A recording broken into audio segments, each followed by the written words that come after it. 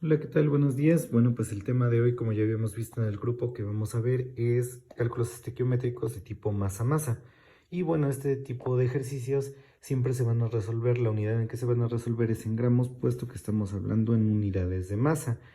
Y bueno, el propósito de estos ejercicios es conocer la cantidad tanto de reactivos como productos que se van a generar en una reacción química.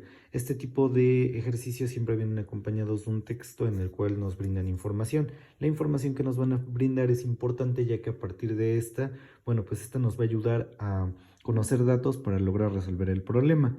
Vienen acompañados también de una reacción química. Entonces, bueno, lo primero que debemos de analizar es la información que nos brindan. Dice calcular la cantidad de dióxido de carbono que se produce al hacer reaccionar 50 gramos de oxígeno con un exceso de metano. Vemos nuestra reacción química, tenemos metano más oxígeno que nos va a producir dióxido de carbono y agua. Como vemos es una reacción de combustión. ¿Qué es lo primero que se hace? Bueno, pues lo primero que vamos a hacer es verificar que la reacción química esté balanceada. De no ser así, bueno, pues la balanceamos, nosotros ya sabemos cómo. En este caso no está balanceada, hay que balancearla.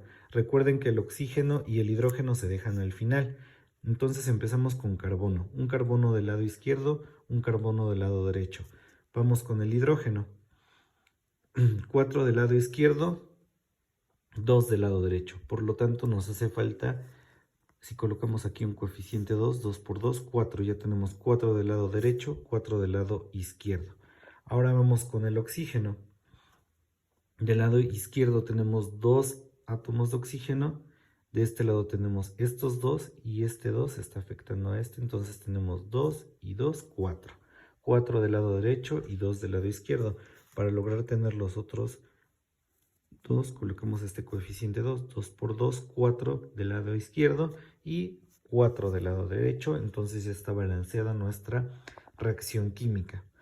Ahora, bueno, pues de acuerdo a lo que nos dice el problema, nos está solicitando información acerca de dióxido de carbono y está involucrando también al oxígeno.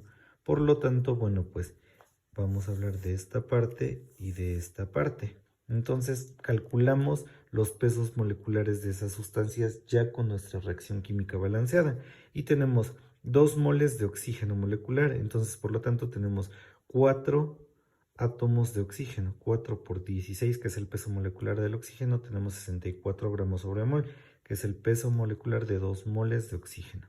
Ahora calculamos el peso molecular del dióxido de carbono. Un carbono por su peso molecular, 12 gramos. Ahora tenemos 2 átomos de oxígeno, 2 por 16, 36 gramos, que en total nos dan 44 gramos mol de dióxido de carbono. Muy bien, ahora analizamos la información. Nos dice calcular la cantidad de dióxido de carbono que se producen al hacer reaccionar 50 gramos de oxígeno. Siempre vamos a utilizar o a partir de la información que nos están dando en el problema. Nos dice que tenemos 50 gramos de oxígeno.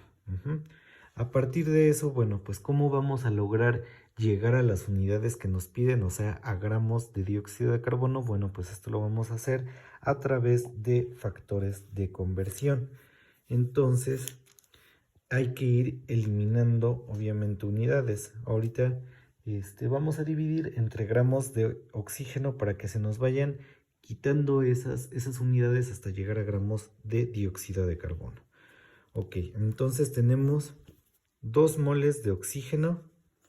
Si tenemos 2 moles de oxígeno, que sabemos que el peso de esos 2 moles de oxígeno es 64 gramos de oxígeno.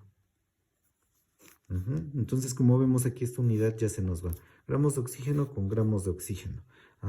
¿Y esto cómo lo supimos? Bueno, si tenemos que aquí nos lo está diciendo nuestra reacción química, 2 moles de oxígeno, calculamos el peso molecular, tienen 64 gramos de oxígeno.